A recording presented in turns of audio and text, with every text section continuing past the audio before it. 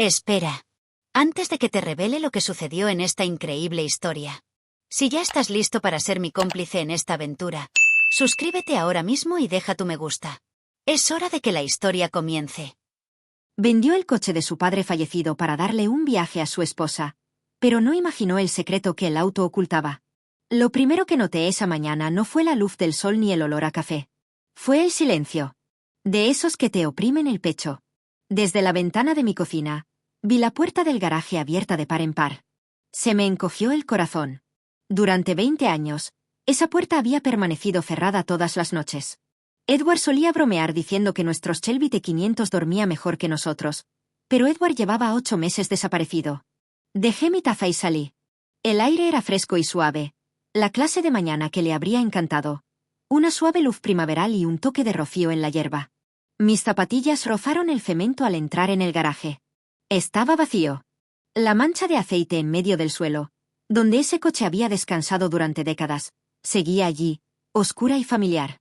Pero el vehículo había desaparecido. También el zumbido de la vieja radio de Edward y el olor a cuero y aceite de motor que solía recibirme. Sentí como si lo último de él se hubiera desvanecido de la noche a la mañana. Seguí allí de pie cuando un coche negro entró en la entrada. Mi hijo Caleb salió, seguido de cerca por su esposa Tessa. Incluso desde la distancia, noté que algo andaba mal. La forma en que Caleb evitaba mi mirada. La forma en que Tessa se erguía, demasiado altiva, con las gafas de sol ocultando su expresión. «Mamá», empezó él. «Necesito decirte algo. ¿Dónde está el coche, Caleb?» Él dudó un momento y luego miró al suelo. «Lo vendí». Las palabras me impactaron como una bofetada. «¿Qué hiciste?» «Lo vendí ayer», repitió. Necesitábamos el dinero para el viaje de Tessa a París. Es importante para su trabajo y no podía decepcionarla. Lo miré fijamente, incapaz de hablar. Ese era el coche de tu padre, Caleb. Pasó media vida construyéndolo. Tessa finalmente dio un paso al frente. Edward se ha ido, Joanna. Es solo un coche. Solo un coche. Volví a mirar el espacio vacío. Las herramientas en la pared aún delineadas con rotulador negro y el diario todavía abierto en el banco de trabajo donde Edward lo había dejado. Sentí la punzada de la traición y el dolor entrelazarse. No grité. Todavía no. Solo susurré que no tenía derecho y volví a casa. El teléfono sonó temprano a la mañana siguiente, rompiendo el silencio de mi cocina. Casi no contestó. Era demasiado pronto para mirar a la cara a alguien, pero algo dentro de mí me impulsó a hacerlo. Una voz de hombre preguntó por la señora Foster. Se identificó como Tom Garner, de Garner Clásicos. Dijo que creía tener el coche de mi marido. Por un momento, me quedé sin aliento. ¿Edward Shelby? Sí, señora, respondió. Su hijo lo trajo ayer para venderlo, pero creo que debería pasar por aquí. Hay algo que necesita ver. Algo que su marido quería que supiera. Mi corazón empezó a latir con fuerza. Agarré mi abrigo y las llaves y conduje por la ciudad con las manos temblorosas. Garner Classics estaba al final de una calle industrial, con ventanas de cristal limpio y filas de coches restaurados brillando bajo el sol. Un hombre de unos 60 años esperaba en la puerta, alto y de pelo gris, con una expresión solemne. «Usted debe ser Tom», dije. Él asintió. «Y usted debe ser Joanna. Edward hablaba de usted todo el tiempo». Fruncí el ceño. «¿Conocía a mi marido?» Tom esbozó una pequeña sonrisa. «Me salvó una vez, hace 25 años, cuando estaba a punto de perderlo todo. Ningún banco me ayudaba y Edward avaló mi préstamo. Le devolví el favor, pero nunca lo olvidé. Me guió por el taller hasta que nos detuvimos frente a un Shelby 500 color borgoña que brillaba bajo las luces. Se me cortó la respiración. Estaba impecable, como si Edward lo hubiera pulido el día anterior. Tom se giró hacia mí. Hace 2 años, Edward vino y me pidió que instalara un pequeño compartimento oculto detrás de la radio. Dijo que era solo para usted, por si le pasaba algo. Presionó el borde del panel y se abrió con un clic. Dentro había un sobresellado con mi nombre, una carpeta manila y una pequeña llave de latón. Tom retrocedió en silencio. Me dijo que sabría qué hacer cuando llegara el momento. Y así, supe que mi marido había estado intentando protegerme incluso desde el más allá. Me senté en mi coche, fuera del garaje, con el sobre temblando en mis manos. La letra de Edward era pulcra y firme. Por un momento, no me atreví a abrirlo. Entonces lo hice. Joanna, comenzaba la carta, Si estás leyendo esto, me voy. Lamento haberte ocultado esto, pero tenía que asegurarme. Llevo más de un año investigando a Tessa. No es quien dice ser. Dejé de leer, mirando las palabras hasta que se desdibujaron. ¿Investigando a Tessa? ¿Mi propia nuera? La carta continuaba explicando que su verdadero nombre era Linda Mars. Ya lo había hecho 2 veces antes. Se centraba en hombres con padres ancianos y bienes familiares. Los manipulaba para vender propiedades o vaciar cuentas y luego desaparecía. Edward decía que aún no tenía todas las pruebas, pero estaba cerca. Si no puedo terminarlo, confío en que tú lo harás, escribió. Me temblaban las manos al abrir la carpeta manila. Dentro había fotos, documentos y notas apretadas. 2 certificados de matrimonio destacaron primero. Linda Mars, alias Tessa Beston, casada en Phoenix en 2018. Y Linda Mars, alias Tessa Powell, casada en Tampa en 2020. Luego, recortes de periódicos sobre dueños de negocios defraudados por sus cónyuges. Todas las historias seguían el mismo patrón. Una nueva identidad, un romance vertiginoso y una desaparición repentina. Me tapé la boca con una mano temblorosa. Edward se estaba muriendo y, aún así, pasó sus últimos meses protegiéndonos. Al final de la carpeta había una nota más. Tom lo sabe todo. La llave abre nuestra caja de seguridad en First National. Hay algo dentro que asegurará tu futuro. Protege a Caleb. No te creerá hasta que lo vea con sus propios ojos. Te amaré siempre, Edward. Cerré los ojos, susurrando su nombre. Durante meses lo había sentido ausente, pero en ese momento volvió a estar a mi lado, pidiéndome que respirara, pensara y actuara. Me sequé las lágrimas y arranqué el coche. Edward me había dejado un camino. Ahora dependía de mí seguirlo. A la mañana siguiente preparé café, pero no pude saborearlo. Mi mente daba vueltas. Edward había descubierto algo terrible y ahora era mi turno de terminar su labor. Me senté a la mesa con la carpeta abierta, mirando los nombres de Mark Beston y George Powell, 2 hombres que amaron a la misma mujer que mi hijo llamaba esposa. Dudé un largo rato antes de marcar el primer número. Señor Beston, dije cuando respondió, me llamo Joanna Foster. Creo que conoció a alguien llamada Linda Mars o Tessa. Tras una pausa y un suspiro, él respondió que se preguntaba cuándo llamaría a alguien más.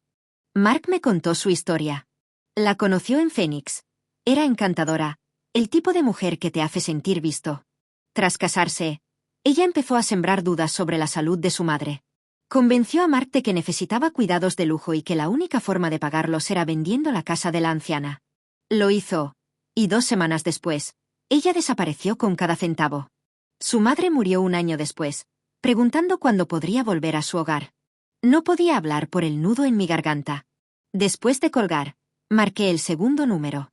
George Powell contestó al instante y su historia fue casi idéntica. Vendió el taller de su difunto padre a instancias de ella y el dinero se esfumó. Es inteligente, advirtió George con amargura. Te estudia, encuentra tu debilidad y la vuelve en tu contra. Deténla antes de que sea tarde. Cuando colgué, la cocina se sentía más fría. Miré a mi alrededor. La casa que Edward construyó desde cero estaba llena de amor y esfuerzo, y esa mujer venía a por nosotros. Volví a coger la carta de Edward, acariciando la tinta. No te preocupes, susurré. Lo protegeré como querías. Esa tarde llamé al número de Peter Collins. Su voz era firme, de esas que inspiran confianza inmediata. Trabajé con Edward antes de que falleciera, me dijo Peter cuando nos reunimos en un pequeño restaurante. Me pidió que vigilara a Tessa. Abrió una libreta llena de fechas y patrones. Explicó que ella siempre seguía la misma rutina. Acumulaba deudas de lujo para que el esposo se sintiera responsable y luego sembraba dudas sobre la salud del padre o la madre. Finalmente, convencía al hijo de vender los bienes. El viaje a París era el primer paso. Lo siguiente sería cuestionar mi salud mental. Peter me advirtió que no la confrontara aún. Necesitábamos pruebas. Al llegar a casa, empecé un diario de cada visita y comentario de Tessa. 2 semanas después, vinieron a cenar el plato favorito de Caleb. Durante la charla, Tessa soltó casualmente si me había acordado de apagar la estufa, insinuando que olía algo quemado.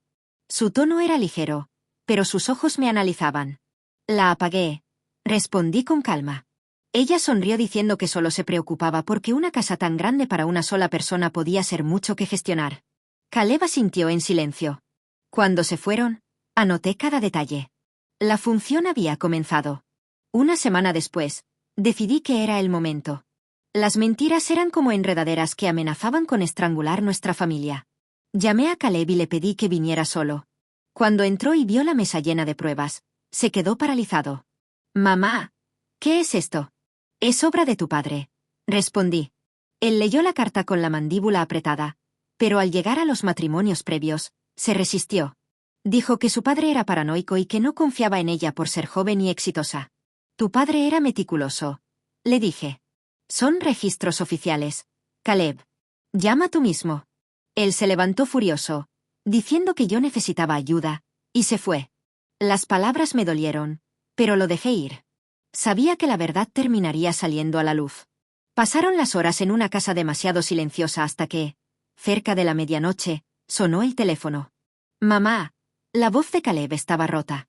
Los llamó a los dos. «Es verdad», susurró. Ella le había mentido sobre todo su pasado y, al ser cuestionada, le gritó, hizo las maletas y se fue. «Ven a casa, Caleb», le dije. «Nos enfrentaremos a esto juntos». Al mirar hacia el garaje, el olor a aceite persistía, como si Edward estuviera allí susurrando que aún no terminábamos. A la mañana siguiente, Peter llamó con urgencia. Linda había reservado un vuelo de ida a Ciudad de México para las 6 de la mañana. Caleb llegó destrozado, pero decidido. Peter nos explicó que necesitábamos su declaración sobre el fraude para que la policía actuara. «Terminemos con esto», dijo mi hijo. Condujimos al aeropuerto bajo un cielo gris. Peter nos guió hasta una posición con vista clara hacia los controles de seguridad. A las 5:40 apareció ella, impecable en un abrigo crema, con el mismo aplomo de siempre. Caleb se puso rígido al identificarla. Los detectives se acercaron y, al oír su verdadero nombre, Linda Mars, su máscara de perfección se rompió. Intentó correr, tirando las maletas y quitándose los tacones, pero la seguridad la derribó en segundos. En su equipaje hallaron dinero, un pasaporte falso y múltiples alias. Al verse atrapada, Linda gritó con furia hacia Caleb que yo había hecho eso. Me acerqué y, con voz firme, le aclaré que no fui yo, sino Edward. Nosotros solo terminamos lo que él empezó. Ella se quedó sin palabras. 2 meses después, en una sala que olía a polvo y madera vieja, fue sentenciada a 12 años de prisión. No tuvo el valor de mirarnos. La vida tras el juicio fue más suave, aunque con cicatrices. Caleb volvió a su antigua habitación y comenzó terapia. Una mañana, un estruendo familiar resonó afuera.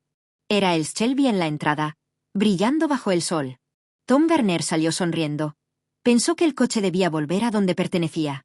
Caleb bajó corriendo y, al ver el vehículo de su padre, se le quebró la voz diciendo que no se lo merecía por haberlo vendido. Tom le recordó que él también fue una víctima y que Edward había preparado todo para protegerlo. Nos quedamos en el garaje, donde el aire aún olía a aceite, cuero y al jabón de Edward. Caleb acarició el capó con reverencia y dijo que su padre estaría orgulloso de mí. De nosotros, corregí. Esa semana empezamos a restaurar el coche juntos, siguiendo las notas de Edward paso a paso. Ya no era por el auto, sino por la conexión y el amor depositado en cada perno. La primavera se volvió verano y la vida se sintió completa. El Shelby relucía en su lugar correcto. A veces, Caleb y yo simplemente nos sentábamos allí con un café, escuchando el tic-tac del motor enfriándose. La casa ya no estaba atormentada por la pérdida, sino protegida por la promesa de Edward. Una noche, sola en el garaje bajo un atardecer dorado, puse la mano en el volante. «Lo lograste, Edward», susurré. «Nos protegiste». Y casi pude oír su voz, segura y tranquila, recordándome que el amor no termina cuando alguien se va. Sigue trabajando en silencio para encontrar el camino de regreso a casa. Si esta historia te conmovió, espero que la compartas. Dime desde dónde la ves, dale a me gusta y suscríbete. Porque el amor, como la sanación, viaja más lejos de lo que imaginamos y, a veces, regresa a casa en un Shelby que nunca dejó de esperar. Una última lección de Edward. A veces, la vida nos quita lo que más amamos solo para ponernos a prueba, para ver si somos capaces de reconocer la verdad que se esconde detrás del silencio. La historia de Joanna, Caleb y ese Shelby Borgoña no es solo una historia sobre un coche o una traición. Es un recordatorio de que el amor de quienes se han ido sigue trabajando en las sombras para protegernos, siempre y cuando estemos dispuestos a escuchar. Edward no dejó que el tiempo o la distancia borraran su compromiso con su familia. De la misma manera, Nosotros creemos que las historias con propósito tienen el poder de restaurar lo que se ha roto y de darnos la fuerza necesaria para enfrentar nuestras propias tormentas. Únete a nuestra familia.